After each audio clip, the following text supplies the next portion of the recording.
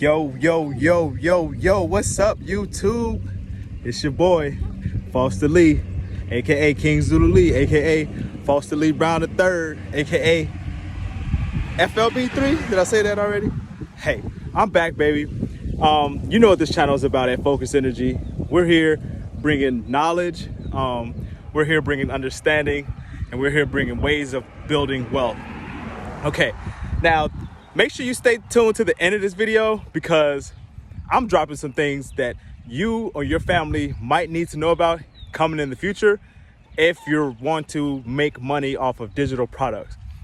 Okay, now there's this thing going around. If you haven't heard about it, you've probably been somewhere under a rock. It's called NFTs, or non-fungible tokens. Okay, I know that sounds weird. Non-fungible tokens. When I first heard about it, I said the same thing. Like, what is this? What are you talking about? What are non-fungible tokens? Let me tell you this. Non-fungible tokens are a way now to get paid off of your digital art without having to worry about it being duplicated or stolen or copied. Okay, the reason that that's the possibility is because the non-fungible token is held on a blockchain, on the blockchain market. Yeah, you probably heard blockchain. That's the way that cryptocurrency and things of that nature are held in a secure and safe place. It's held in a blockchain of binary zeros and ones that make it so that when the transaction happens, you know exactly where that transaction comes from, and there's no breaking the transaction on its way from one user to the other. It makes it a what is it called? A non-centralized, like makes the transaction non-centralized. Come on, my dog's out here. Come on, Odin. But so with NFTs, what it does is it gives you the power as the creator of the art to control the direct sale of your art without having to go through a third party, without having to go through, you know, all the loopholes of having it sold on a like at a convention or in a hall or in a library or something like that. What NFT does is makes it so that you can create something. You can create, let's say, music, for instance. Okay, you can create music. You can go and make it an NFT or create it as a non-fungible token. And once you do that, you can set parameters on it. How many of these tokens do you want to make? Do you want to make it 1 and make it super rare? Do you want to make it 1 of 10 and make 10 copies? Do you want to make 20 copies? You as a creator, Odin, come here.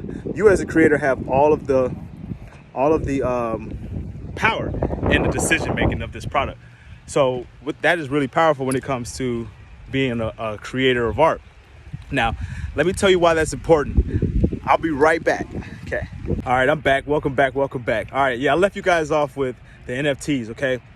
Now, what makes NFTs so special is that you can literally create any type of digital product and make it an NFT or non-fungible token.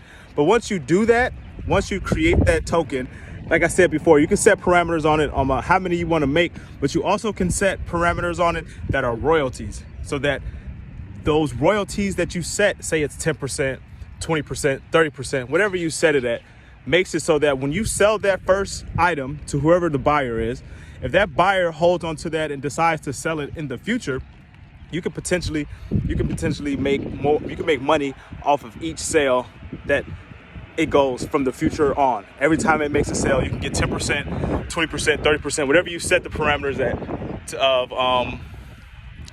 from royalties from your first creation of that product.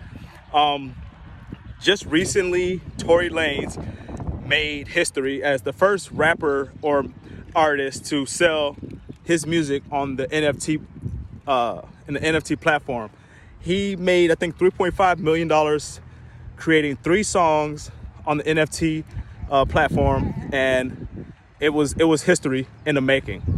There was also a guy, I forgot his name. He made $3.1 million in 13 minutes selling a digital copy of some shoes that he created to make a digital copy of the shoe. And he also gave a physical copy of the shoe away as well with it. It's like a token prize. This is crazy because it has never been the case before where you can make this type of money off of one piece of art that wasn't considered a collectible or considered an artifact. Now, what this means for us, the user, is that as this space grows, we're going to be able to create and control our assets, our digital assets. If you have an ebook, if you have a webinar, you have a course, if you have pictures of your child, you can have anything that you want to digitize and make it digital, and you can make money off of it. Now get this, I've seen classic baseball cards, I've seen classic basketball cards get created into a digital card, and people make thousands, tens of thousands of dollars doing it. Now, how does that sound? Something that you already have in the physical realm, you duplicate it, make it a digital copy, you certify that it's yours as the creator of that digital product, and then you set a price, and that whatever that price is, you get that for it. And the more and more that you keep on creating these things, the more and more that you can make money. And it's crazy because it's so new. I would say about 99% of the people that I tell this to, they look at me like, bro, what is NFTs? Like, with that face, like, what is NFTs? Did you know about NFTs, baby? Nope, never heard of it. Exactly. So do some research. I'll show you guys maybe in the next slide what a couple of these NFT products look like, and how easy it is that you can make one too as well and make some money off of it. I think I've created 2 so far. I haven't put them on the platform to get sold yet. I'm still tweaking a little bit, but I'm jumping into space. I'm jumping head first. Oh, I'm about to dive in. All right, check next slide and I'll show you a couple of these NFTs that I'm talking about. All right.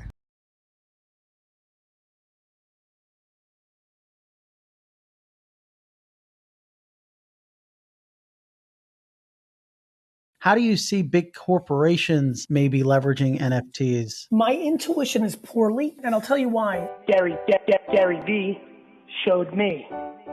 What do you think of the Taco Bell thing? Is this you know just what? I saw the head. Yeah, you'll appreciate this. I need to see the metadata, right? So like these projects are going to rely on the metadata more than on the front-facing creative. I think what people don't understand is the contracts behind the art that enable a lot of things. So what I don't know is there a golden taco that if you own it, you have free Taco Bell every time you go to one? The metadata is what I think these things are going to really rely on. So my intuition with just a headline reading, and so I hate doing this, is that Taco Bell, once again, because it's been good at this, understands there's a trend and got itself into the news cycle of using it. My concern is somebody's going to buy it for $20 or $9 or $4. Somebody's going to rebuy it for $100. Somebody's going to own it for $500 and then is going to be holding the bag when it's not worth $500. And I think that's going to happen 97% of the time over these next 2 years. My prediction, which whether right or wrong is irrelevant, but my intuition is you're going to see an ICO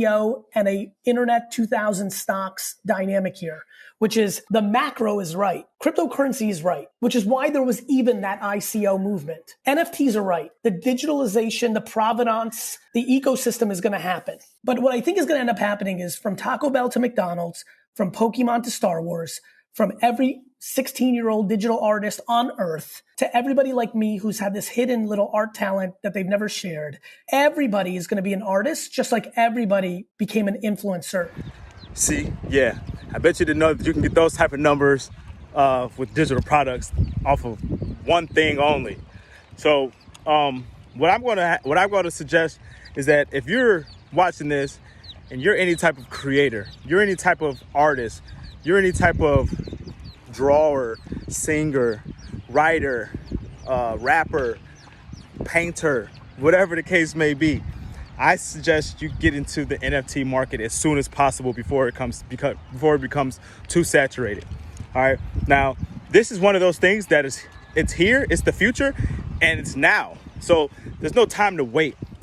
You do have to do your due diligence, and before you dive in it, I would say do at least what did Gary V say? Do at least 100 hours of research before you go into just spending your money on putting these NFTs in certain platforms, because it does cost a little bit of money to do it. It It costs, you know, a couple of dollars, $10 or something like that, to upload one of your NFTs to the market platform in order to start getting paid. And also, you must have connections to wallets. Relax, Odin. Relax. You must have connections to wallets that hold cryptocurrency, because when you upload it to the blockchain, you do the trading utilizing cryptocurrency. Okay, so it's a double learning experience if you have no idea about what it entails to purchase an NFT. Okay, now for me, being that I make music, I make podcasts, I got books, I have courses, I have webinars that are coming. I'm thinking about transitioning into trying to sell those things in the market of NFTs and NFTs only, making it so that it's exclusive. Hold on, making it so that it's exclusive and only available to those who are serious about listening to it and serious about wanting to learn and serious about, you know, supporting me as an artist. Because a lot of these digital products that people are making, the markets are saturated. YouTube is saturated, Spotify is saturated, iTunes is saturated. So you can make a product on those platforms and not get a lot of traction, because there's so much other artists that are out there that are doing these things. But in the NFT space, there's a unique set of people who are doing it and who are capitalizing on this new technology. So for you as a creator, for you, one of these people that are designing these new technologies, you need to understand that making your stuff exclusive, making your content rare is going to be the new. Hold on, let me park the. I got the baby in the dog with me. Making your content rare and exclusive is going to make it more valuable. And the more valuable your stuff is, potentially the more money you can make. Potentially, the happier you'll be knowing that you're selling it to a small select select amount of people, and that you also could potentially not have to actually sell it at a certain price, but you can put it up for auction, which is cool. You can see, okay, let's see what the auction will bring me. This is something that I cherish. Say it's a baseball. Let's say it's a baseball card that your grandfather gave you. All right, you put it up for auction after you digitize it and you make it a digital product, and you look and you see, oh my God, there's 13 bids for $1,300, right? Or there's and then you just go with the highest bidder, and then it's kind of exhilarating and it's exciting for you to have to watch something that you hold dear, you know, to yourself go up for auction. And what's cool about it is once you do put it up for sale and you put it on the platform, you can potentially keep the original copy that you made and, you know, sell them as a master copy and sell the other ones. And so you don't have to part ways with your creation like you would do in an art or a museum or something like that. Oh, then relax. And so that's what makes it special. But I'm telling you, don't go and just do this because you're trying to jump on the bandwagon or the new train or the new wave of understanding. Go do this because you've done your research. Go do this because you understand the power that it gives the creator and the artist. Go do this because this is the future. And if you want to be a part of the future, then do your due diligence, do your research. Make sure you go learn something about this and watch. You're gonna listen to this video and you're gonna remember that Foster Lee with Focus Energy told you about it first. I heard about it from Gary Vee, and I'm spreading the knowledge because I did my research, and I'm continuously doing my research and watching this market boom like crazy. Do not be a part of those who said, I wish I could, and I wish I would have. All right, what I'm gonna do now is I'm gonna get up out of here, and I think that, let me see, is there anything else that I left out on NFTs? If there's anything that I left out, I'll just make a part 2 of NFT. So stay tuned. I appreciate you for sticking with me this long. Make sure you share this video, subscribe, and yeah, give me a like, give me a follow, holler at me. Foster Lee, over and out, baby.